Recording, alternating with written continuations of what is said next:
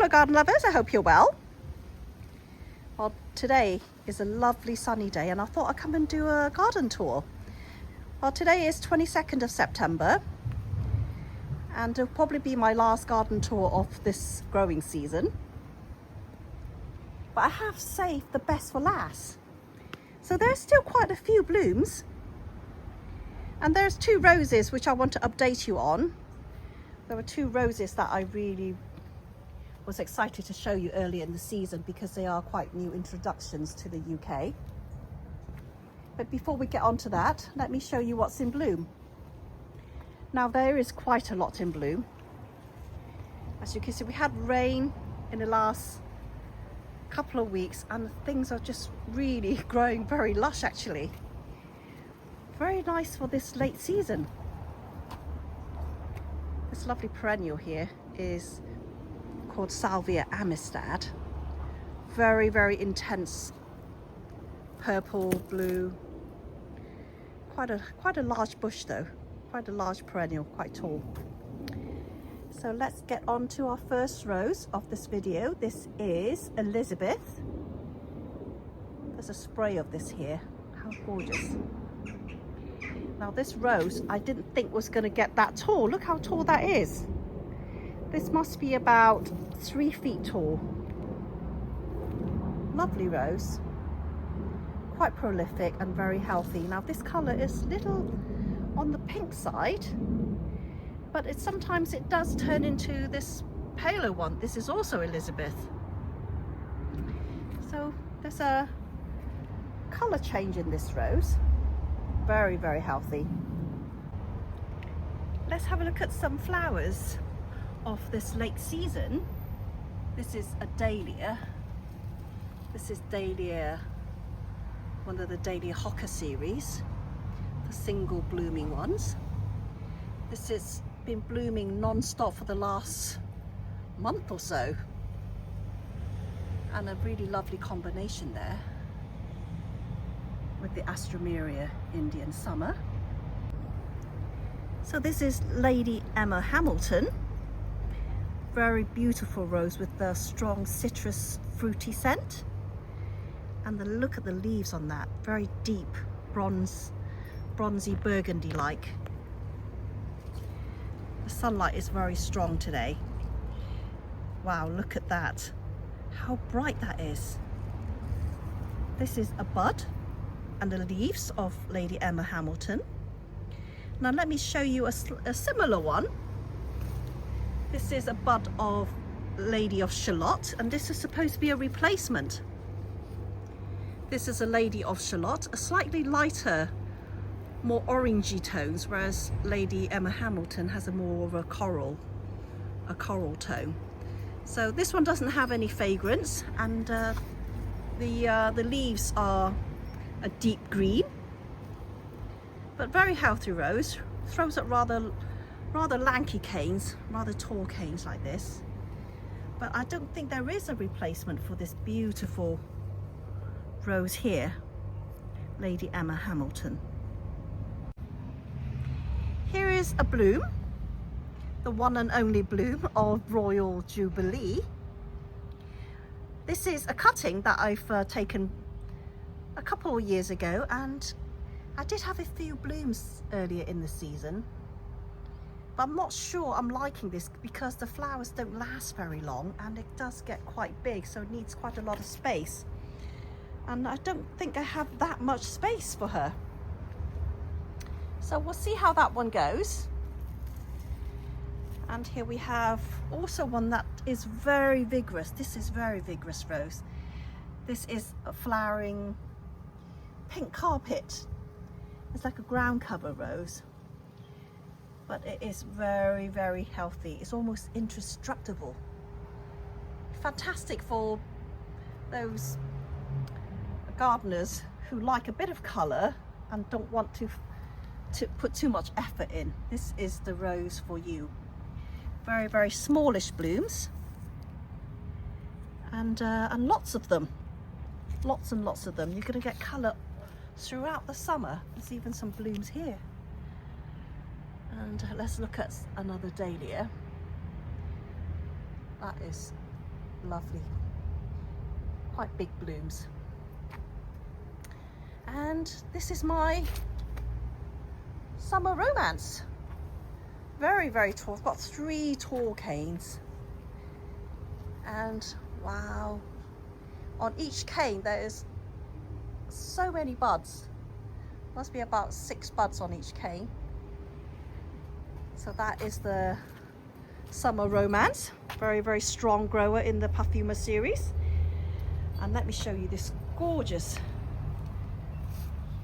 beautiful bloom of Penelope Lively. Look how wonderful that looks. That really is a very late bloomer. It blooms quite late in the season, even up to late October. Very, very lovely rose.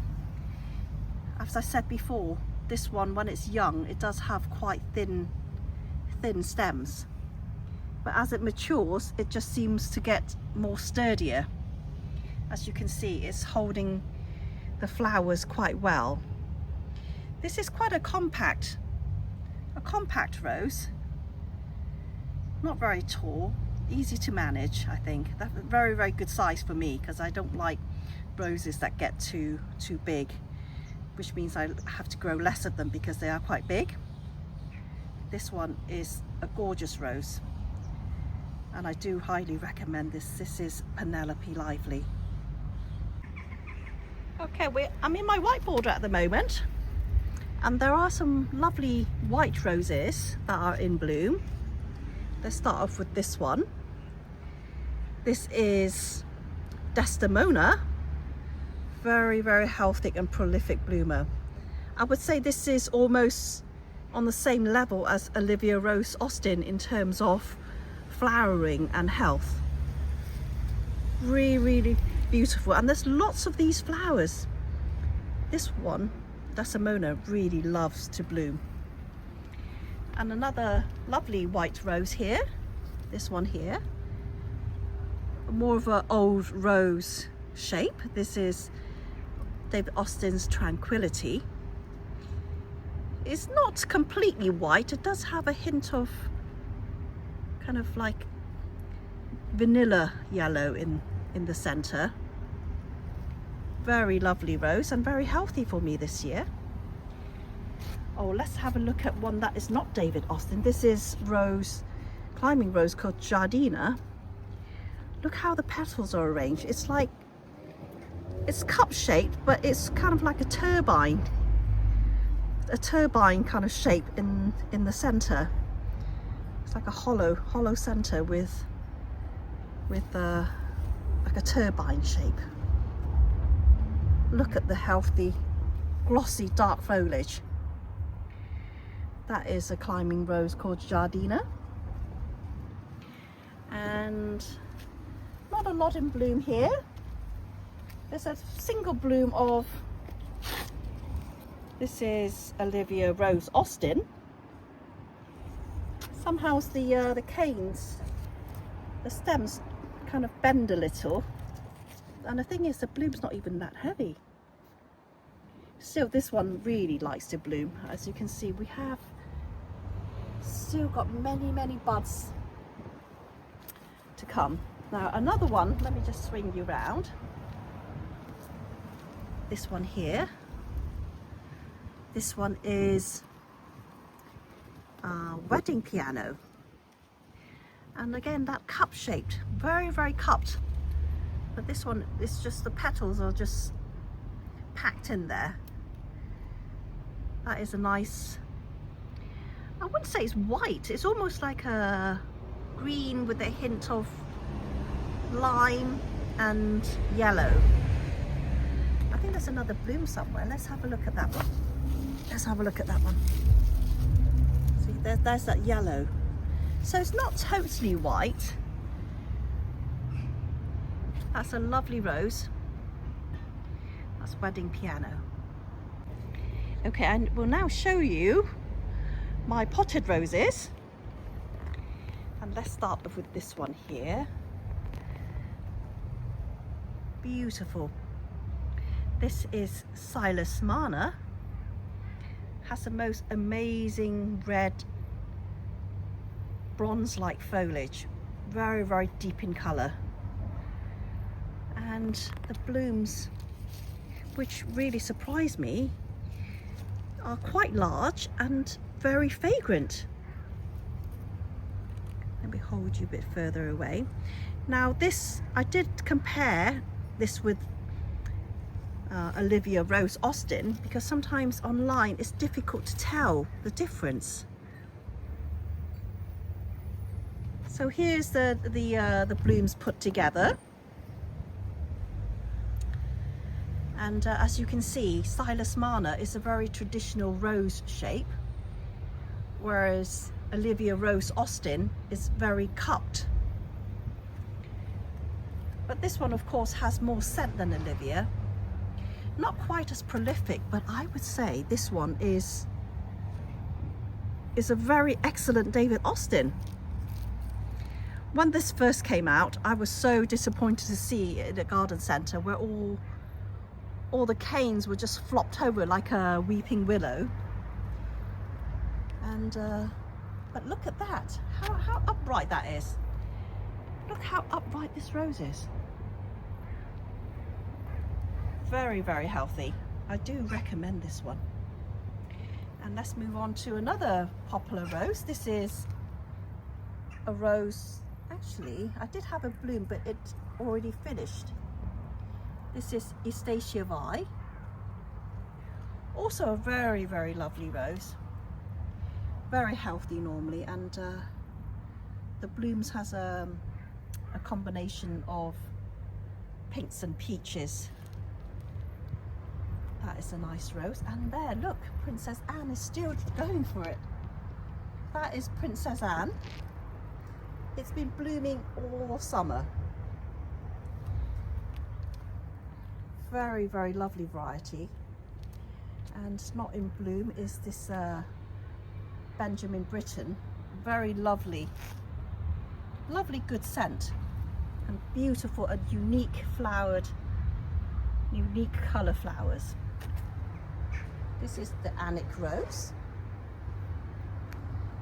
And we come here and we see the very vibrant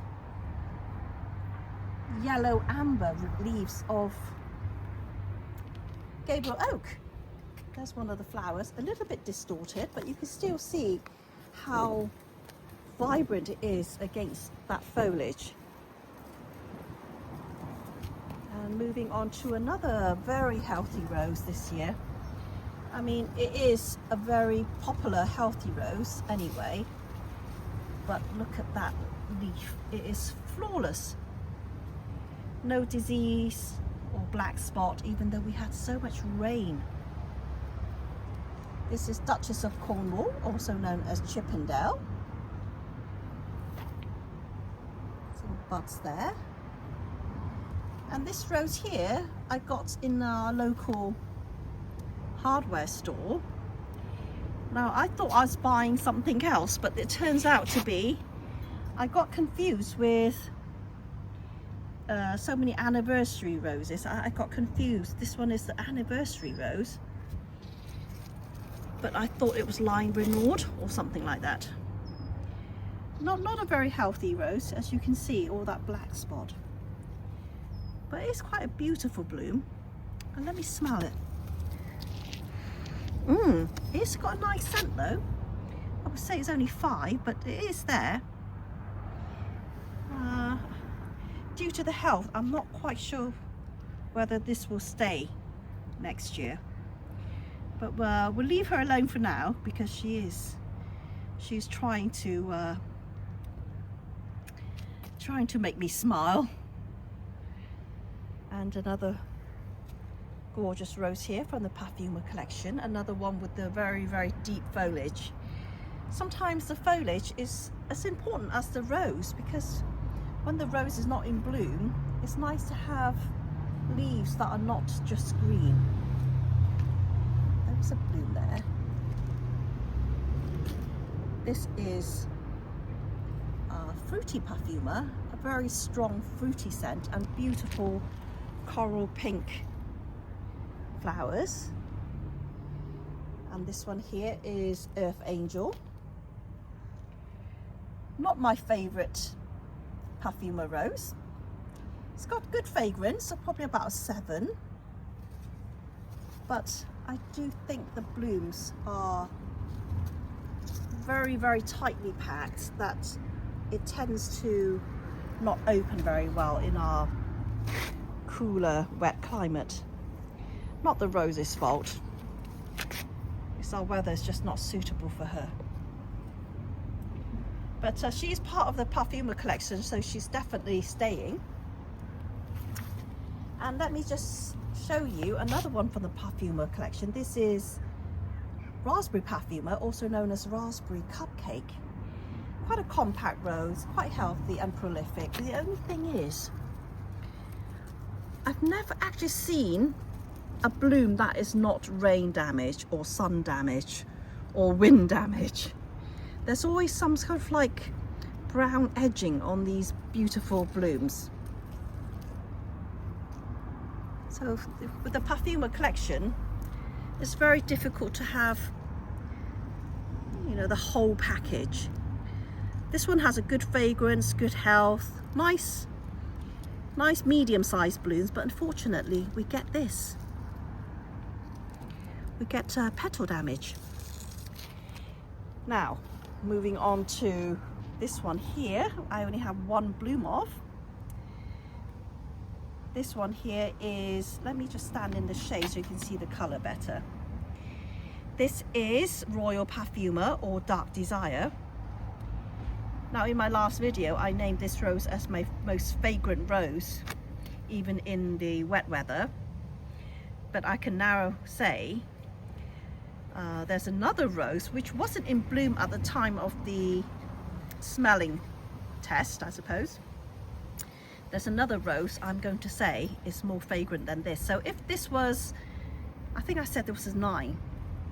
I think there's a rose in my garden that is now in bloom, which tops this one. I would say that one would be 9.5. So let me show you later what it is.